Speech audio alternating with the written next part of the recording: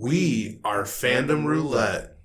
Two nerds with a passion for History, video games, tabletop games, and, well, really any nerdy stuff that comes into our lives. While we might not be able to name every ship classification in Star Wars, Or every Pokemon. or every spell in the player's handbook, Well, one of us can. we're still here to have a good time.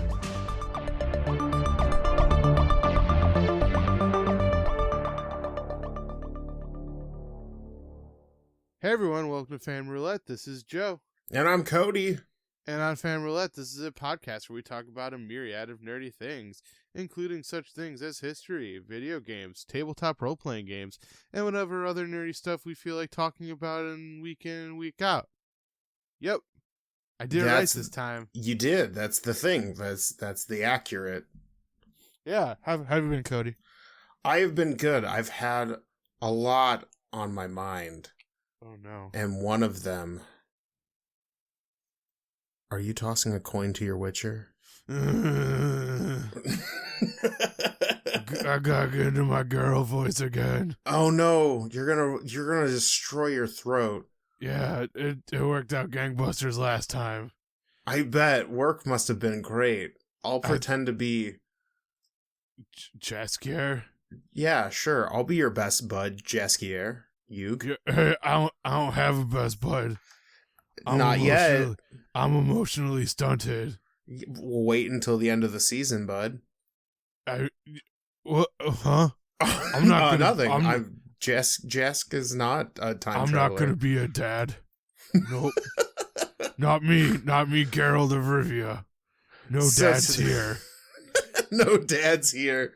That's my catchphrase. Ooh, that's a good catchphrase. Yeah, no I'd dads here. chop a dude's head off and I'm like, no dads here. Oh my god. Oh no. I kill 9 people in the first episode. No dads here. No dads here. I didn't expect that joke to work as well. Oh my god. Oh, Boise. Oh. So we're continuing our talk about The Witcher because we started off on episode 1 and we're going to jump around a little bit just because jump around. Jump up, much like down. the show. Jump. Nice. Do you like that connection I made with my brains? Yeah. Hey, this show jumps around a little bit. Jump around. Whistle sound. Jump. Remember the Pringles commercial with that song? What? There was like a Pringles commercial where the Pringles man was singing Jump Around. Huh. Yeah. No. I haven't seen a Pringles ad in who knows how long. Isn't it weird how there are sometimes just brands that seem like they've grown beyond advertising? Yeah, they're just like, you'll eat us anyways. Why do we even bother? I feel like ketchup's like that, right? Like Heinz ketchup. Yeah. Have you ever seen a Heinz ad? Not since Heinz ad one time. Not since like the fucking purple or green disaster. Yeah. I also remember there was one where it was like a bunch of like wiener dogs in hot dog costumes running towards people dressed up as condiments. I think that was Heinz. But whatever. What I'm saying is weird. Like, isn't it weird that there are some brands that have like grown beyond? Yeah. Yeah. This is Joe and Cody's old man corner, where we're old men. I mean, to be fair, I don't also watch a lot of traditional television anymore, so who knows? That's true. I think it's all over the goddamn place. Yeah, I think at this point it's more. Have you seen that targeted ad yet? Yeah, right. This is kind of a weird world we live in, huh? Yeah. So, anyways, or for us millennials, it's like, have you seen that tweet where the brand was talking to the other brand like they were real people? Oh my gosh! Remember when Wendy's just shit on everybody? That was pretty funny, actually. I actually really enjoyed that era of Twitter. Yeah. Hey, man, we live in a. Hey, anyway, speaking of television programs that aren't on cable. Let's talk about The Witcher, the Netflix series, some more. So, we were talking about this, and we're not going to go over every episode and, like, verbatim, just because... Yeah. I mean, well, okay. This is a weird bit that you're trying to... There's an N pops up on a blank screen. Oh, okay. The chimes. Ba-dum. Oh, it's like I'm sitting there right now eating my microwaved burrito that I just made before the episode started. Grunting, angry grunting. Yes, just lots of grunting. Henry Cavill looking like a weirdo, but a hot weirdo. Oh, so hot. Chanting the words "The Witcher" shows up on the screen.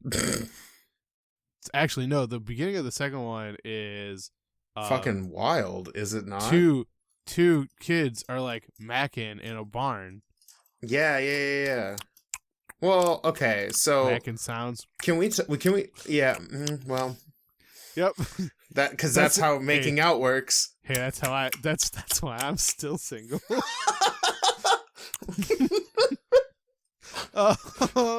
Hey. Yeah. So we got jokes. Cut all that. No, this is all staying in. No. I want everyone to know how much you understand the human interaction. What a monster I am. Look at what we've become. Just put me in the fucking school. Oh my god. Just cut out my small intestine or whatever. Damn, that's rough. I'm not gonna do that, but you know what I will do? What? I'm gonna talk about Yennefer. Yeah, and a little bit of episode 2, but mostly Yennefer, because I feel like that is a more interesting topic than just necessarily going over the highlights of episode 2. Sure, fair enough. Yeah. So there's one other thing about episode 2 that I would like to talk about, but after we talk Yen. So if you listen to our first episode talk, you have found out that The Witcher does a perfect Geralt impression. Well, yes. First and foremost, people were like, "Was Henry Cavill in the studio during the recording session?" Like every time he does that, I'm 90% tempted to be like, "Henry, is that you on the other side of the mic?" Oh God.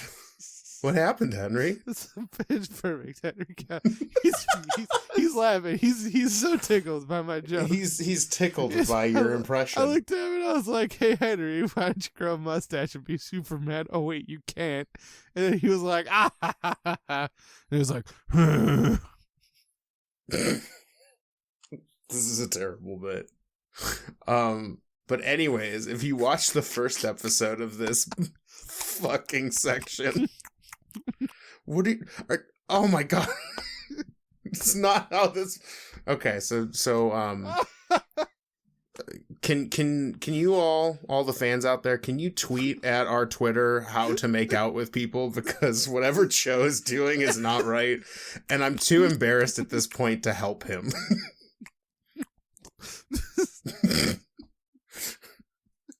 So anyways,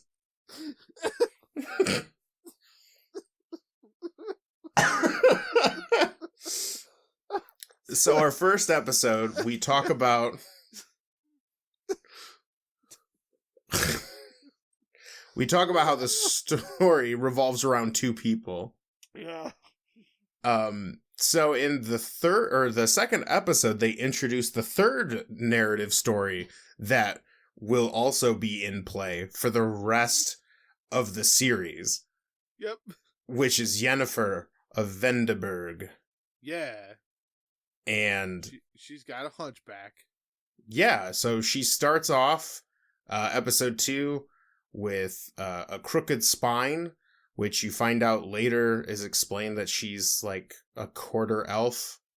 And apparently elves and humans mating is not a viable solution to the breeding problem, according to the Witcher lore.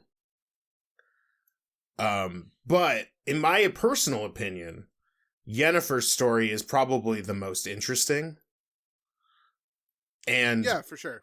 Because it does a couple of really cool things. So basically, it's the story of this girl who's got a hunchback, and she basically gets sold into a wizarding school for 4 marks, which I don't know what the conversion is, but she makes it sound like 4 marks is not a lot of money.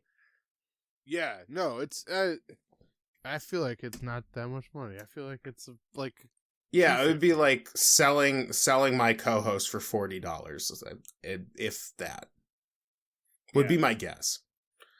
But yeah, so the story is her being sold into a wizard school and learning how to use magic because she accidentally uses magic while getting harassed by the two people who are making out Joe in the beginning of the episode. And you know what?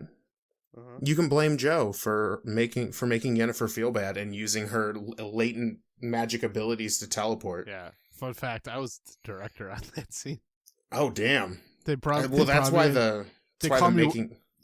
me One Scene Joe. Oh, and it's all about, like, you come in to do the making out bits. Yeah, that's why making out movies is always so good. Yeah, that's because they bring in the expert. They're like airdrop them in. They're like choke.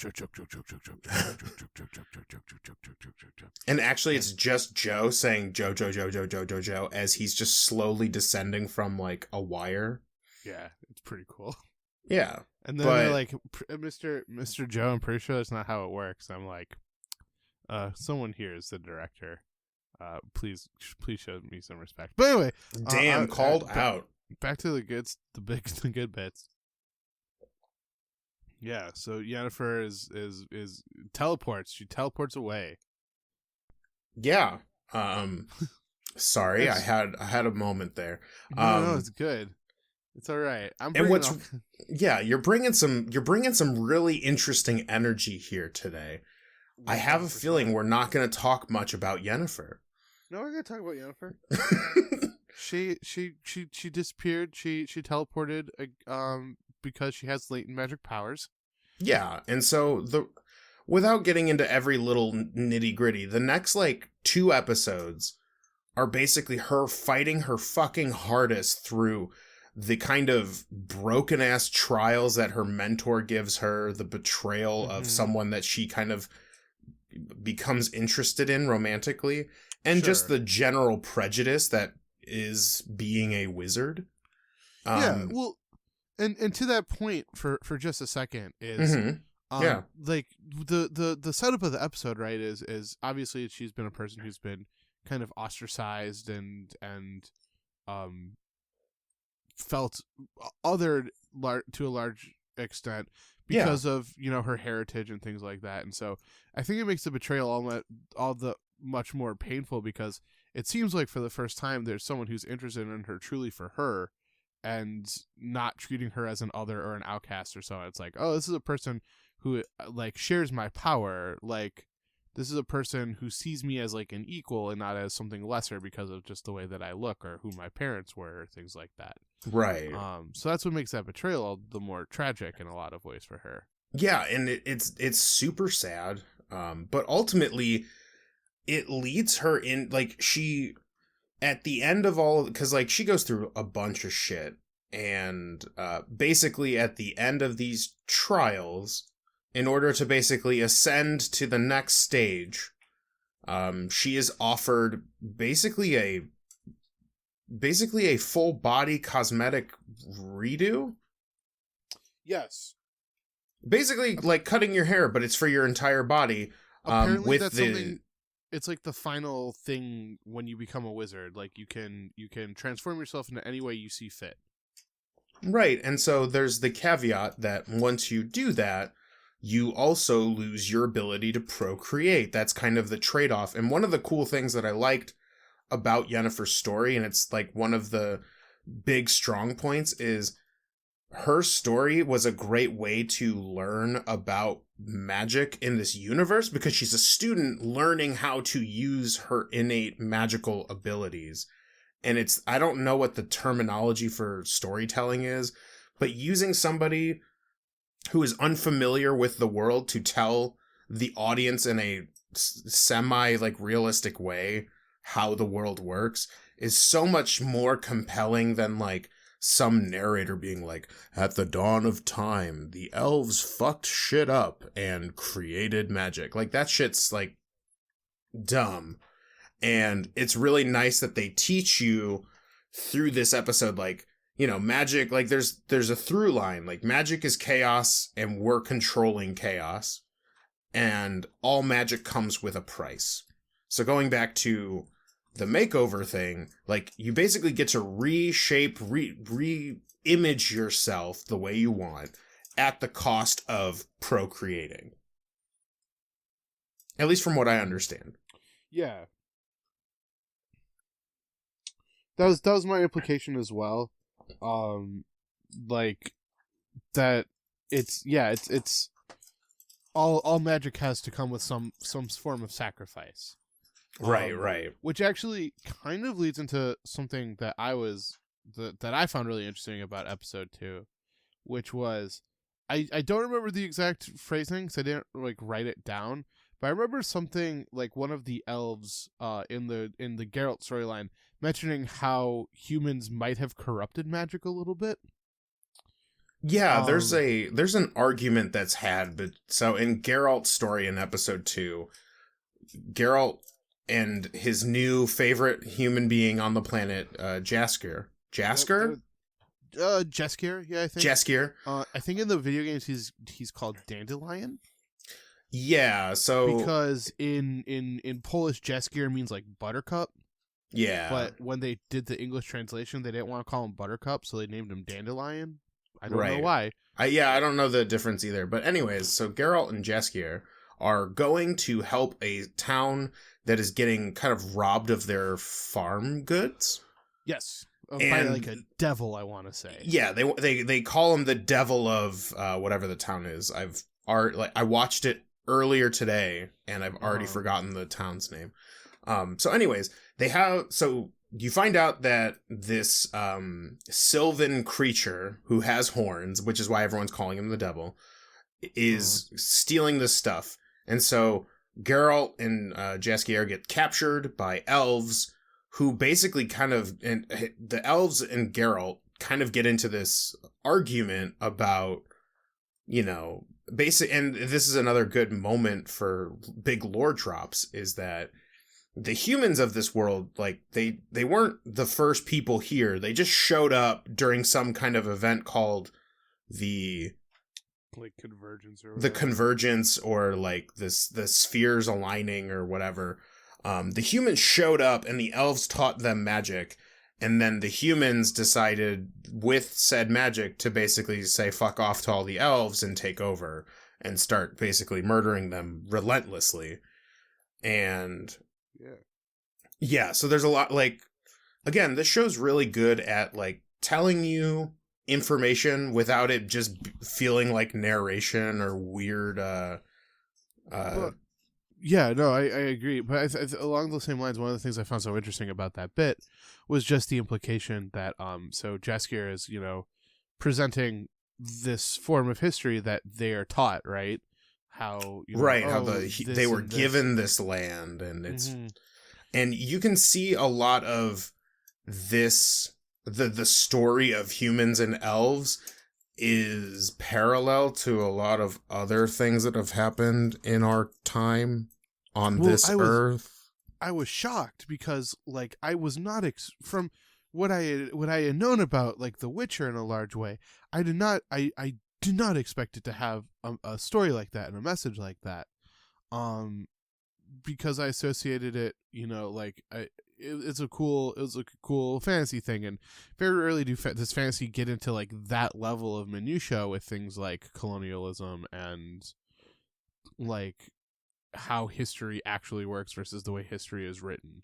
Yeah, and that was a through line in episode 2, is like how history is not told correctly. It's kind of told with like a little bit of gloss over it, a little bit of like, a little change, a little, deviation, if you will. I believe the term is, or I believe the line was like, respect rarely makes good history. Right.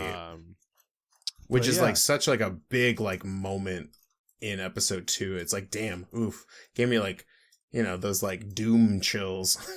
Sure. Well, and then to go back to the Yennefer storyline, like, so the Geralt storyline in kind of those 2 episodes is kind of dealing with this idea of history is very rarely as glowing as it appears. That there are, and then to a certain extent too, there are monsters and then there are monsters, if that makes sense, because episode 3 is like he's dealing with a Striga, which is very much like a monster in the traditional, like, grab your pitchforks and like torches kind of way. So the real monsters of it are the king and the man who cursed the king. Like those are the monsters of the story. It's just that there's the more traditional monster, whereas Yennefer's story is all about sort of this striving for something that I think she hopes to be acceptance, and then it kind of morphs into, well, if I can't be accepted, then I'm going to become powerful. Exactly. And that was such a good thing about episode, because this all happens in episode 2. She wants to be accepted. I think at one point she also, like, whether she reveals it or someone like reading her mind reveals it, because like there's a lot of that going on in like the Wizard Academy, is that she wants to be beautiful because she has, the hunchback and she doesn't find herself attractive. And it's very interesting how very quickly, in the matter of an hour episode, it goes from, she kind of finds out that like, well, due to your blood, you don't get to go where you want because the wizards are playing wizard politics with your life. And the world's racist. And well, yes, that the through line is definitely the world's a bunch of racist assholes in this world, and you're gonna get damned if you're not a human. Basically, what it boils down to, unfortunately. So wizards playing wizard politics basically force her to kind of become a court wizard of a place she doesn't want to go. And right then she kind of changes almost immediately from, well, if I can't be liked and respected in the traditional sense that or what her traditional sense is, I'm going to gain that through power, and I'm going to become powerful, and that's my new goal. And in the matter of moments, I believe this is episode 3, we're jumping a little ahead, but she does actually, with her power and with like, being a kind of her, like having a, her own willpower, not only does she get what she wants, but she does it in a way that basically gives a big middle finger to all of the wizards and people who were trying to get her to do something else, which is super awesome, because it's very rare to see somebody get what they want in like the first 2 episodes of something. For sure. So it was a very interesting story, and I loved all the politics behind it. Basically there's like several different like nations, and there's talk of this southern nation, Nilfgaard, which kind of becomes the antagonist for like the background of the show, and they are basically like moving north and taking everything with them, and they're like, nah dog, this is ours now. And she was going to go there, but the way she and the other wizards describe it's almost, they don't quite say it this way, but it almost sounds like backwater, or like they don't trust or believe in magic and shit like that. Sure. And then there's like the north cities, or the northern like nations, and Sintra, which gets attacked in the first episode, is one of those. And so there's all this really cool wizard politics. Like they've almost kind of set themselves up as like the Illuminati. Yeah, for sure. Which was super cool. Anything that's like secret organizations working behind the scenes is like, yas. And sure. the fact that Yennefer is like basically a part of said organization is really cool. I agree with all of this. But yeah, and I think that, like, as you said, like, I think Yennefer's story ends up being really interesting too, because like I think that there, is, like, it's interesting to see how her character arc relates to, like, she is so incredibly impulse driven, right? So it's like she goes from wanting to be accepted to wanting to be powerful, and then realizing that the power she has isn't giving her happiness. So it's this ultimate striving and fighting for some semblance of happiness. But it's a moving target for her. And so I think that's why she ends up being such an interesting character, is like her impulsiveness plays well into just like, I think like we as the audience knows, and I think to a certain extent she knows, and to watch her, go through these different routes to try to find it is really, really interesting. Yeah, absolutely. I think the reason in my head why her story is so much, I don't want to say so much more, but it's definitely the most interesting, is not only because all of the stories kind of have like these really great ways to tie in like the lore and all of like the necessary bits of information without making it feel forced. Just about the world in general, like you just learn a lot about the world through all three of their stories.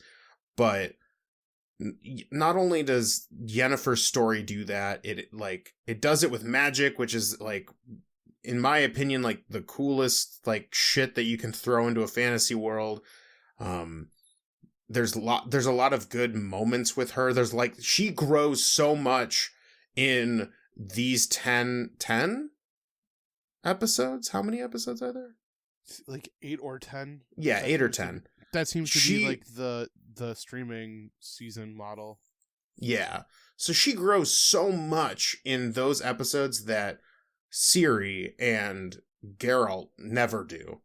And then on top of that, like you said, she's just an interesting character in general, because she grew, like she is just introduced to this insane concept of magic for being this kind of, for a lack of a better term,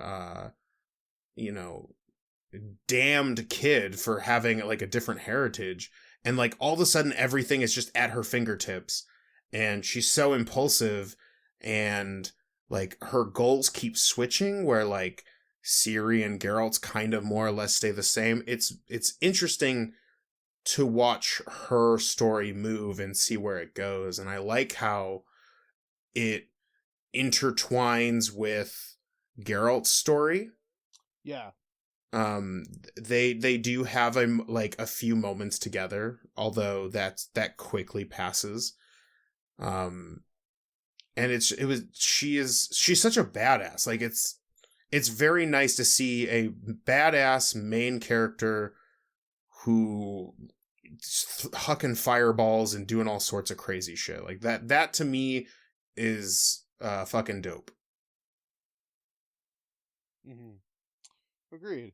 I think there's also there's other reasons, but I could literally talk about the reasons why I like hers over the other two. Not to say the other two are bad. I don't want to get that twisted. Sure.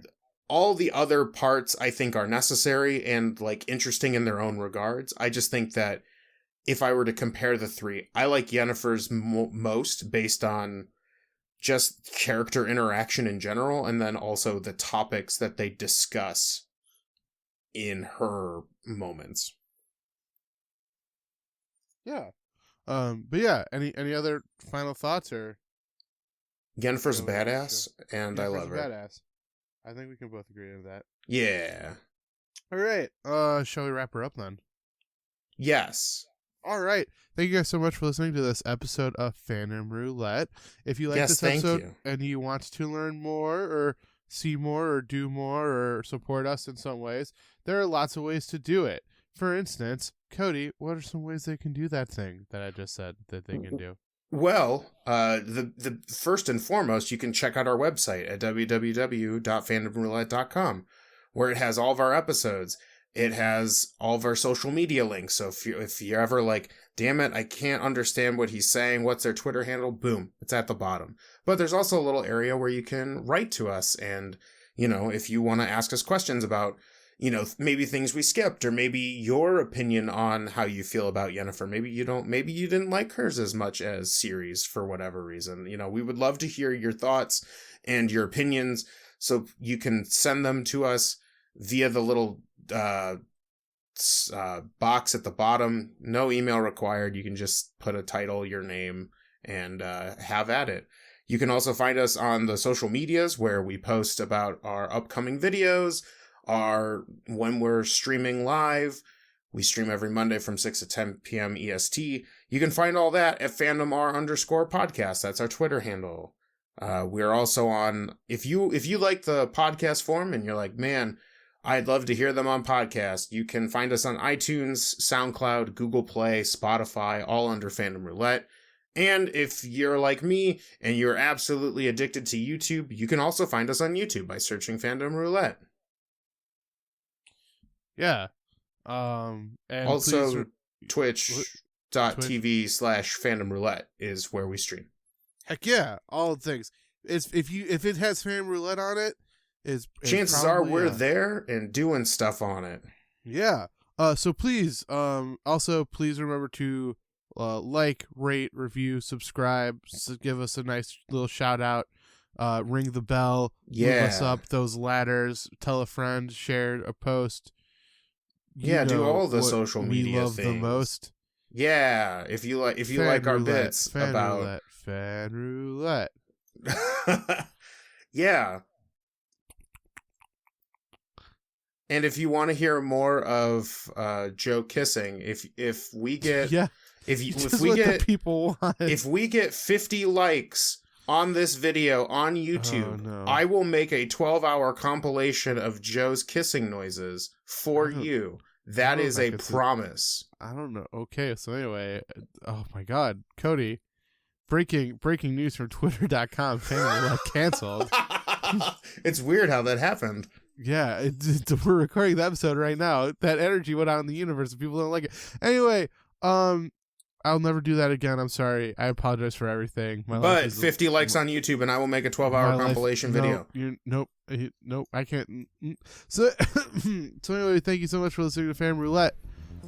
Signing off for Fan Roulette, this is Joe. And I'm Cody. And as always, stay nerdy. Stay super nerdy. I'm not kidding about the YouTube likes.